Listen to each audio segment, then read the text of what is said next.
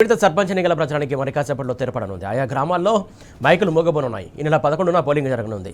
అదే రోజు sarpanch ward member అభ్యర్థుల భవితవ్యం తేలిపోనుంది.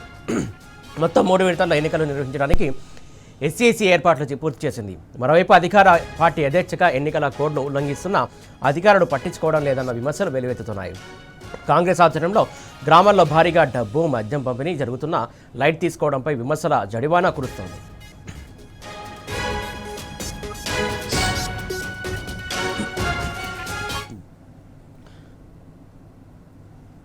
రైట్, ఇటు స్థానిక సర్పంచ్ నుంచి ప్రచారానికి మరి కాసేపట్లో 2 నిమిషాల్లో తెరపడనుంది. మొత్తానికి మైకులు కూడా మోగబోనున్నాయి. దీనికి సంబంధించి తాజా అప్డేట్స్ మా కరెస్పాండెంట్ రాము అందిస్తారు. రాము, చెప్పండి.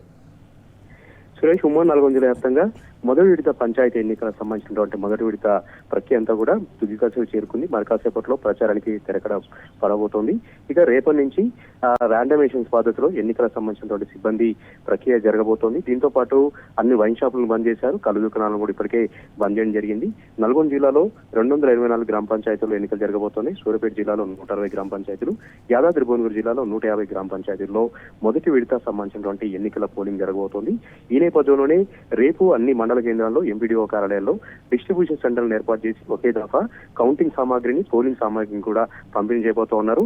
వారికి కేటాయించినటువంటి రూట్ల మేరగా ఏదైతే అధికారుల పర్యవేక్షణలో, పోలీసు సిబ్బంది పర్యవేక్షణలో ఆయా పోలింగ్ కేంద్రాలకు రేపు సాయంత్రానికి చేరుకొని రేపు రాత్రి ఎక్కడే బస్ చేసి ఎల్లుండి ఉదయాన్నే 7 గంటలకు పోలింగ్ ప్రారంభించేలాగా అన్ని రకాల ఏర్పాట్లు కూడా చేయడం జరిగింది. ఏ జిల్లాకు ఆ జిల్లాకు ప్రత్యేక పరిశీలకులు వచ్చారు. జిల్లా కలెక్టర్ల పర్యవేక్షణలో ప్రెసిడింగ్ ఆఫీసర్లు, అసిస్టెంట్ ప్రెసిడింగ్ ఆఫీసర్లతో పాటు ప్రతి పోలింగ్ కేంద్రంలో 6 సిబ్బంది ఉండేలాగా ఈ ఎన్నికల సిబ్బందిని కూడా ర్యాండమైజేషన్ పద్ధతులు ఇప్పటికే కేటాయించడం జరిగింది. వారందరూ కూడా రేపు రాత్రికి అక్కడ చేరుకొని ఎల్లుండి ఉదయాన్నే పోలింగ్ నిర్వహించేలాగా అన్ని రకాల ఏర్పాట్లు కూడా చేసుకుంటున్నారు. సమాంతరంగా కౌంటింగ్ ఏర్పాట్లు కూడా జరుగుతూ ఉన్నాయి.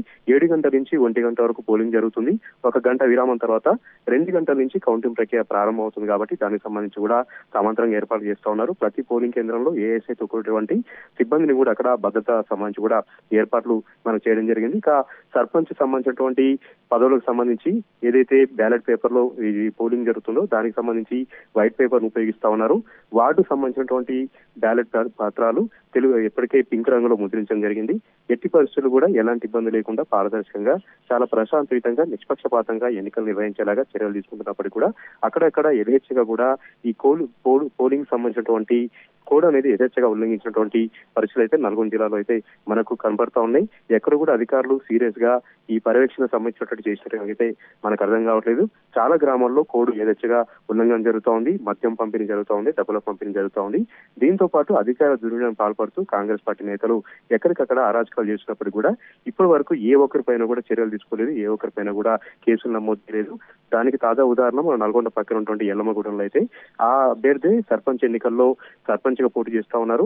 అతను ప్రత్యర్థి ఇతర పార్టీలకు సంబంధించిన వారికి కిడ్నాప్ చేసి, గాయపరిచి, చిత్రహింసలకు గురి చేసి హింసించినటువంటి ఘటనలో ఇప్పటి వరకు అతని పైన ఎలాంటి కేసు నమోదు చేయలేదు, అతను అరెస్ట్ కూడా చేయలేదు. అతను అదే గ్రామంలో ఉంటున్నాడు, ఎన్నికల ప్రచారంలో పాల్గొంటున్నాడు. భయభ్రాంతులు గురి చేసినప్పుడు కూడా పోలీసు అధికారులు అతని పైన కేసు నమోదు చేయకపోవడం సర్వత్రా కూడా విమర్శలకు తావిస్తా ఉంది. ఈ విధంగా ఉమ్మడి నల్గొండ జిల్లాలో చాలా గ్రామాల్లో భయభ్రాంతులు గురి చేస్తూ అధికార పార్టీ నాయకులు, కాంగ్రెస్ పార్టీ నాయకులు యథేచ్ఛగా కోడ్ ఉల్లంఘన జరుగుతున్నప్పటికీ కూడా ఎన్నికల అధికారులు ఏ ఒక్కరు కూడా పర్యవేక్షణ చేయలేదు, ఏ ఒక్కరు కూడా ఇక్కడ పర్యటన చేయలేదు. ఎవరిపై ఎన్నికల పైన సర్వత్ర కూడా విమర్శలు వ్యక్తమవుతున్నాయి ఎన్నికల సంఘం తీర్పు పట్ల. ఇక ఎన్నికలకు సంబంధించినటువంటి ప్రక్రియ మనం ఒకసారి చూసుకున్నట్టయితే 7 గంటలకు అనేది పోలింగ్ ప్రారంభం అవుతుందని చెప్తున్నారు. 1 గంట వరకు పోలింగ్ పూర్తి చేస్తాం. 2 గంటల నుంచి కౌంటింగ్ అనేది మనకు జరుగుతుందని కూడా చెప్తా ఉన్నారు. అదే రోజు వార్డు సభ్యుల సంబంధించినటువంటి ఫలితాలు వెల్లడిస్తారు, సర్పంచ్ సంబంధించినటువంటి ఫలితాలు వెల్లడిస్తారు. అదే రోజు ఉప సర్పంచ్ ఎన్నిక సంబంధించినటువంటి ఎన్నిక కూడా ఉంటుందని కూడా చెప్తా ఉన్నారు. రాత్రి 7, 8, 9 అయినా సరే ఈ కౌంటింగ్ ప్రక్రియ అంతా పూర్తి చేయాలి. కాబట్టి అన్ని పోలింగ్ కేంద్రాల్లో, అన్ని కౌంటింగ్ కేంద్రాలు కూడా 24 గంటల విద్యుత్ సదుపాయాన్ని అక్కడ కల్పించారు. కట్టుదిట్టినటువంటి భద్రత ఏర్పాటు చేశామని పోలీసు అధికారులు అయితే చెప్తున్నటువంటి పరిస్థితి అయితే మనకు కనిపించింది. అంతా కూడా చాలా వ్యక్తిగతంగా ఇక్కడ ఎన్నికలు జరుగుతాయి, చాలా వ్యక్తిగతంగా తీసుకుంటారు రాజకీయాలన్నీ కూడా పల్లె ఓటర్లందరూ కూడా. కాబట్టి సున్నితమైనటువంటి గ్రామంలో, ఏదైతే క్రిటికల్ ఉన్నటువంటి గ్రామంలో ప్రత్యేక బందోబస్తు ఏర్పాటు చేయాలని కూడా ఓటర్లు, అదేవిధంగా పలు పార్టీల నాయకులు విజ్ఞప్తి చేసినప్పుడు కూడా ఎక్కడైతే బెటాలియన్ సంబంధించినటువంటి సిబ్బందిని అయితే ఎక్కడ కూడా దింపలేదు. కేవలం స్థానికంగా ఉన్నటువంటి ఎన్నికలు గ్రామ పోలీసు అధికారులుగా చెప్పుకున్నటువంటి పోలీసు అధికారుల పర్యవేక్షణలోనే బందోబస్తు ఏర్పాటు చేయడం పట్ల కూడా తర్వాత కూడా విమర్శలు వ్యక్తమైనటువంటి పరిస్థితి కూడా కనిపించింది. చాలా చోట్ల ఓటర్ స్లిప్ల పంపిణీ కూడా ఇప్పటివరకు జరగలేదని చెప్తా ఉన్నారు. కేవలం అధికార పార్టీ ఓటర్లు, కాంగ్రెస్ పార్టీ బలపరిచినటువంటి ఓటర్లు ఎక్కడైతే ఉన్నారో అక్కడ మాత్రమే ఓటర్ స్లిప్లు పంపిణీ చేశారు. ఇతర ప్రాంతాల్లో బ్రతుకు తెరువు కోసం వెళ్ళిన వాళ్ళు, అదేవిధంగా ఇతర ప్రాంతాల నుంచి ఓటు కోసం వచ్చే వాళ్ళకి ఇప్పటివరకు ఓటర్ స్లిప్ల పంపిణీ అనేది జరగలేదని కూడా అక్కడ ఉన్నటువంటి ఓటర్లు అక్కడ విమర్శిస్తున్నటువంటి పరిస్థితి నల్గొండ జిల్లాలో చాలా చోట్ల మనకు కనిపించింది. దీంతో పాటు గుర్తుల కేటాయింపు ప్రక్రియలు కూడా తెలుగు అక్షరమాల ప్రకారం, నిబంధనల ప్రకారం కేటాయించాలి. కానీ అధికార పార్టీకి సంబంధించినటువంటి అభ్యర్థులకు చాలా అనుకూలంగా ఉండేలాగా గుర్తుల కేటాయింపు జరిగిందని కూడా చాలా చోట్ల విమర్శలు వ్యక్తమవుతున్నాయి నల్గొండ జిల్లాలో. దీంతో పాటు ఇది పార్టీ రహితంగా జరుగుతున్నటువంటి ఎన్నికలు అయినప్పటికీ కూడా కేవలం అక్కడ ఉన్నటువంటి గుర్తులను కేటాయించినటువంటి అవసరం ఉన్నప్పుడు కూడా ఇదంతా కూడా పార్టీల రంగు పులుపుకుంది. పార్టీల యొక్క ఈ ప్రచారం అన్నట్టుగానే మనకు జరిగింది. వారం రోజుల పాటు జోరుగా ప్రచారం నిర్వహించారు. ఆయా పార్టీలు ఎవరైతే బలపరిచారో ఆ బలపరిచినటువంటి అభ్యర్థులను గెలుపు కోసం చాలా ప్రయత్నాలు జరిగినప్పుడు కూడా ఇక పల్లె ఓటర్ల తీర్పు ఏ విధంగా ఉంటుందనేది కూడా సర్వత్రా ఉత్కంఠ ఉంది.